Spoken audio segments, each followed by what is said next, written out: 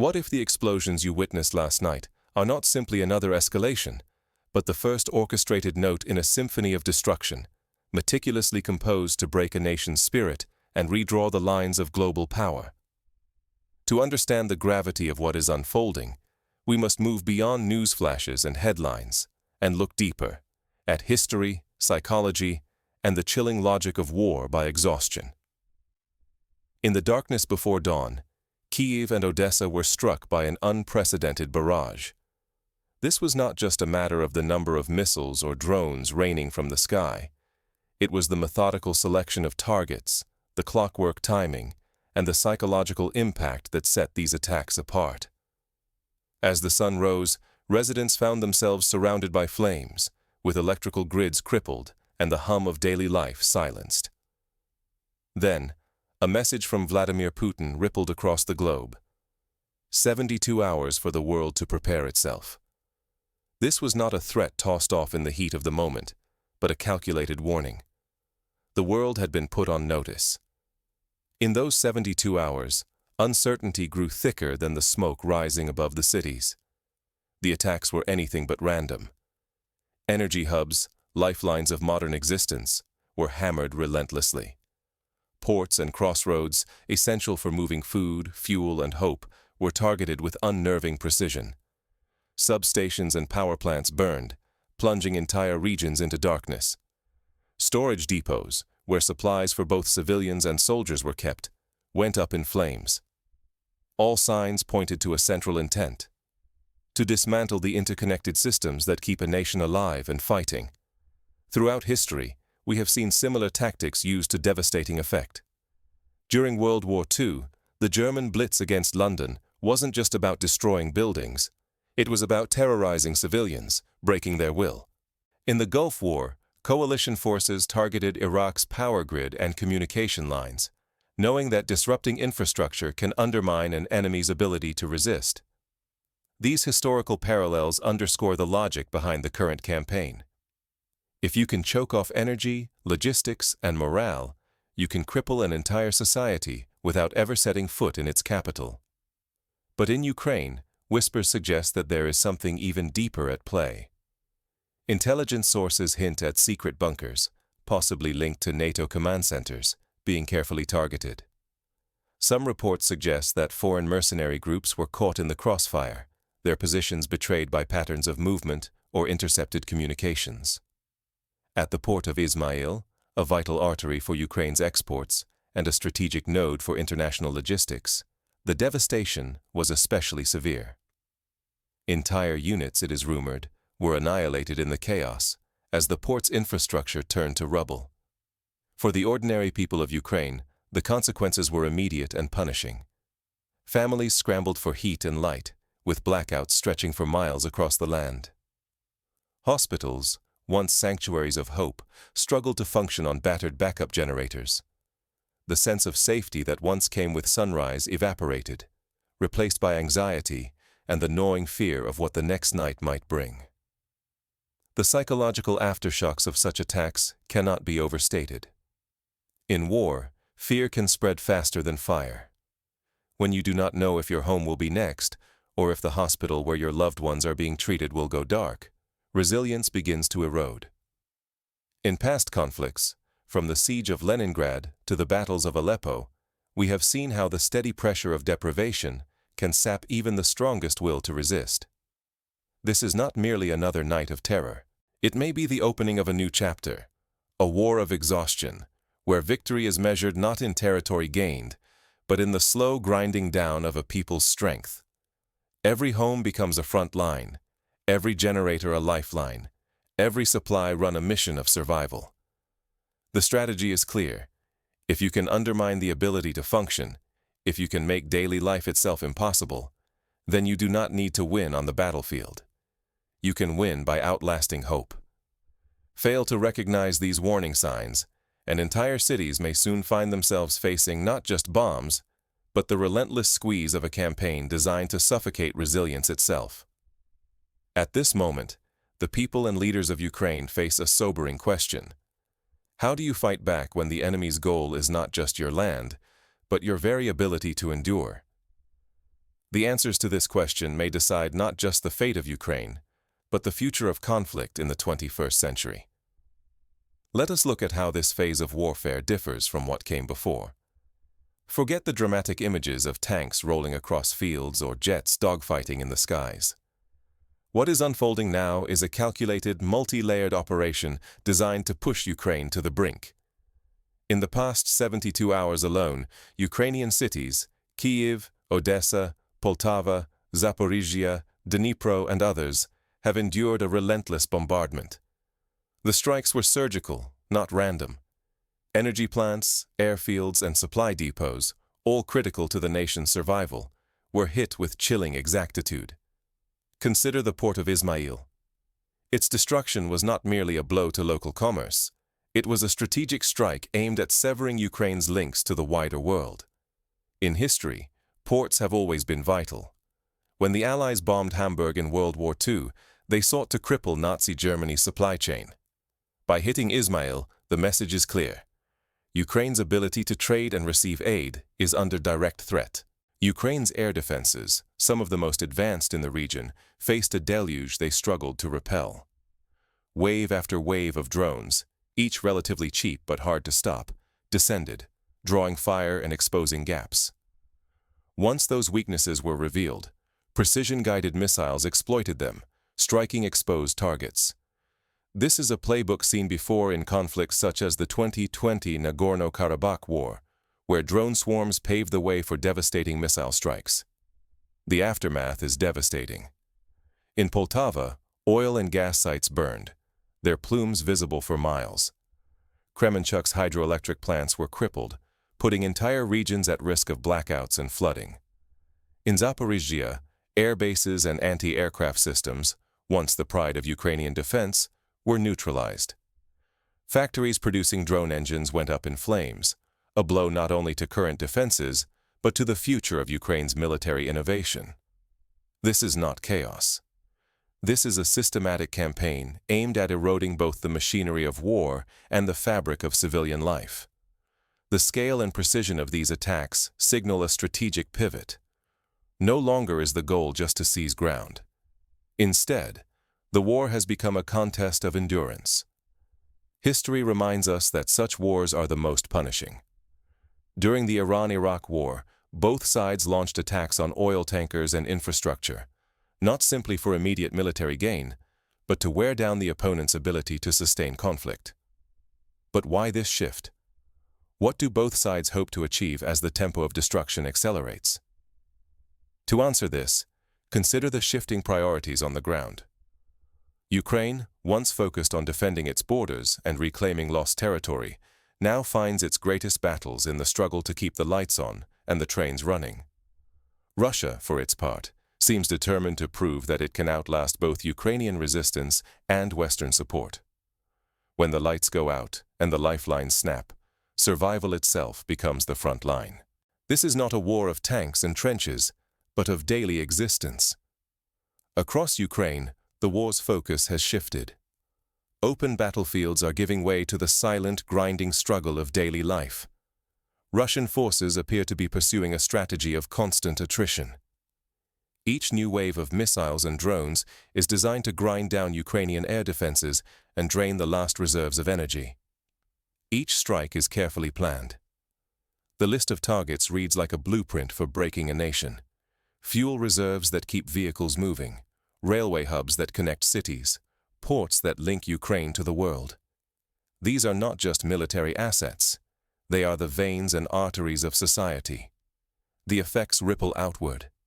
Cities stagger through rolling blackouts. Neighborhoods, once vibrant and bustling, are cast into darkness for hours at a time. Water stops flowing from taps. Heating systems fail as winter descends. For millions, daily routines are replaced by a grim calculus: how to stay warm, how to keep children fed, how to plan for a tomorrow that may never come. The psychological toll grows with each passing day. In the siege of Sarajevo during the 1990s, civilians endured years of snipers, shelling, and deprivation. Many lost hope not from a single attack, but from the relentless drain of uncertainty. In Ukraine, that same strain is testing both civilians and soldiers. Fatigue chips away at determination, threatening to erode the fierce spirit that fueled early resistance. On the front lines, morale grows brittle. Communications fail. Supply routes falter. In towns like Pokrovsk and Mirnograd, the threat of encirclement looms. Soldiers worry about being cut off, unable to receive help or retreat. In past conflicts, such as Stalingrad or Dien Bien Phu, isolation often preceded catastrophic defeat. Western observers now warn of a looming disaster. Imagine an entire brigade, surrounded, unable to escape or receive supplies. The prospect of an encirclement could force mass surrenders, not because of lack of courage, but because of logistics and exhaustion. The specter of collapse haunts every decision. If this war becomes a test of endurance, the true cost will not be measured in square kilometers, but in months of deprivation and the steady unraveling of society. Infrastructure will falter. Schools will stand empty. Hospitals will struggle to care for the wounded. The gravest danger is not immediate destruction, but the slow erosion of hope. So what futures await Ukraine if this war of attrition deepens? Who will pay the highest price?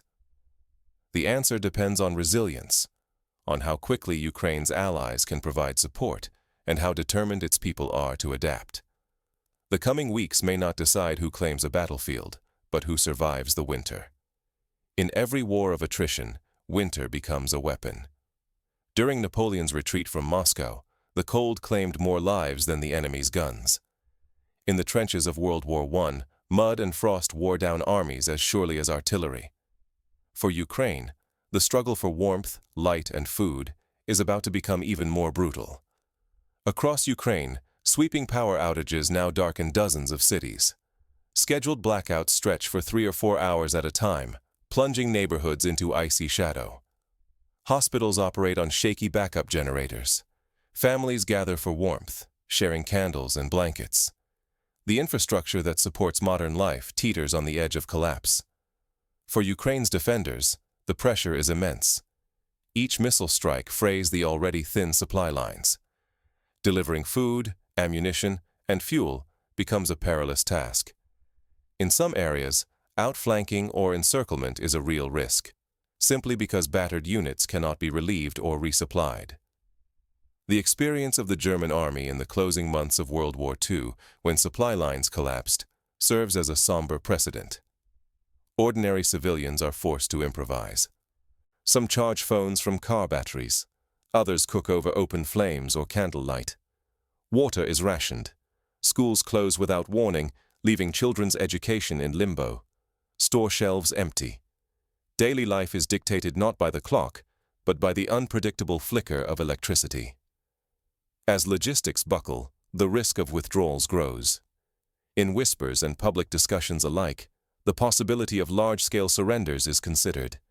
If lines collapse and columns are severed from support, the stakes have shifted. It is no longer just about territory, but about survival and the will to continue fighting. Should the barrage intensify, should new regions be targeted, the consequences could spiral.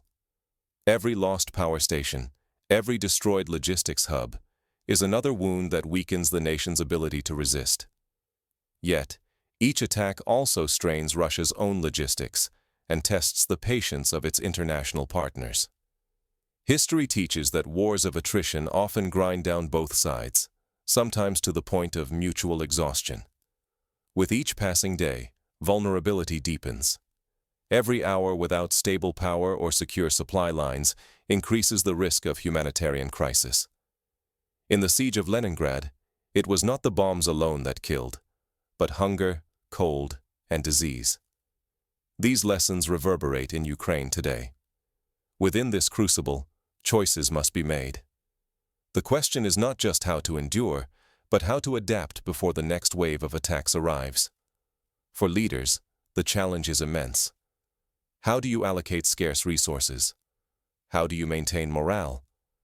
The answers to these questions may reshape not only the conflict, but the future of the entire region. Preparation is no longer optional. It is the razor-thin margin between survival and collapse. When a conflict shifts from rapid offensives to a grinding war of exhaustion, the rules change. The first clue is subtle. Headlines shift from dramatic victories to reports of unrelenting strikes on power grids and water supplies. Now, attrition is the mission. Victory is not measured by towns captured, but by the slow wearing down of resources and willpower. Energy and information become as vital as ammunition. Blackouts, unstable networks, and sudden shortages are no longer the exception. They are the new normal. Civilians must anticipate, not just react. Expect rolling blackouts. Reshape routines around unpredictable outages. Store water, charge devices, and maintain backup plans for communication and warmth. Redundancy is not a luxury, but an urgent necessity. In the London Blitz, families kept supplies in cellars and shared radios to stay informed. In Sarajevo, neighbors pooled resources to survive years of siege. The psychological front is as fierce as the physical one. Stay informed, but do not drown in a flood of grim news. Focus on what you can control: your readiness, your support network, your adaptability. Communities that band together stand a far better chance than those who face hardship alone. For policymakers and observers abroad, it is vital to look beyond shifting front lines. The true damage is often invisible, the slow unraveling of a society's ability to work, teach, and heal. Each downed transformer, each shuttered school, each night spent in darkness chips away at the fabric of resilience. Those who refuse to adapt risk being blindsided by the siege. But those who plan, diversify, and build psychological endurance can protect what matters most. The coming weeks will test the resolve of everyone involved. As the conflict enters this new phase, the difference between chaos and resilience will be decided by preparation and unity. In wars of exhaustion, victory is measured by what you can protect and how well you endure. Every choice, how to safeguard your family, where to find light in the dark, now carries new weight. The future is shaped by these decisions, one day and one act at a time. Ukraine's war has entered a punishing new phase. A massive surge of strikes has battered Kyiv, Odessa, and the nation's vital infrastructure. This is not just a contest of armies, but of nerves and stamina. Power stations and supply hubs are now the new battlefields. The enemy's goal: sap your will, drain your resources, and stretch your patience until something breaks. Gone are hopes for swift, dramatic breakthroughs. Instead, darkness, cold, and uncertainty become weapons. Each blackout is a test. Each disrupted supply line is an attempt to fray the bonds that hold society together. Survival will be decided not by ground gained, but by the strength to adapt and rebuild after every blow. For civilians, every day is a trial. The decision to conserve energy, to share food, or to open a door to a neighbor, these are the moments that define resilience. Community ties and split-second choices may decide whether an entire city endures or falters. It is natural to feel powerless in the face of relentless attacks. Yet history is filled with stories of ordinary people who made the difference. In World War II's London, neighbors organized fire watches and shared bomb shelters. During the siege of Leningrad, families formed kitchen collectives to ration food. In Sarajevo, improvised schools and clinics kept hope alive. Agency is not lost. Vigilance, mutual aid, and preparation can tip the scales. Every person who stays alert and ready, mentally, physically, emotionally, adds to the collective strength needed to withstand this siege. This is an invisible war for survival. It demands more than simply holding on. It calls for action, deliberate planning, solidarity, and the courage to prioritize under pressure. The question is no longer just what will be lost or won, but who will be ready to face the storm head-on. The path ahead is uncertain, shaped by both leaders' strategies and the quiet resolve of ordinary people. In the coming months, time, energy, and unity will decide the outcome. The stakes are nothing less than the future of entire cities and nations. But history also offers hope. During the Berlin airlift, when West Berlin was cut off from supplies, the city endured nearly a year of hardship.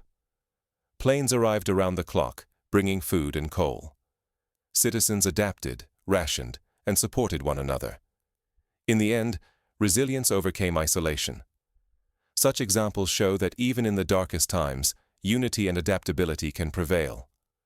So, as the world watches Ukraine enter this new phase of war, a phase defined by exhaustion, endurance, and adaptation, the real test will not be in the number of missiles launched or drones intercepted. The real test will be in the choices made by millions, to prepare, to support, and to believe that even in the face of relentless pressure, the human spirit can endure. This is not the end of the story. It is the beginning of a new chapter, one in which every decision, every act of solidarity, and every ounce of resilience will shape the future. In a war of exhaustion, the question is not who is the strongest, but who can last the longest and adapt the most. The world is watching. The outcome remains unwritten,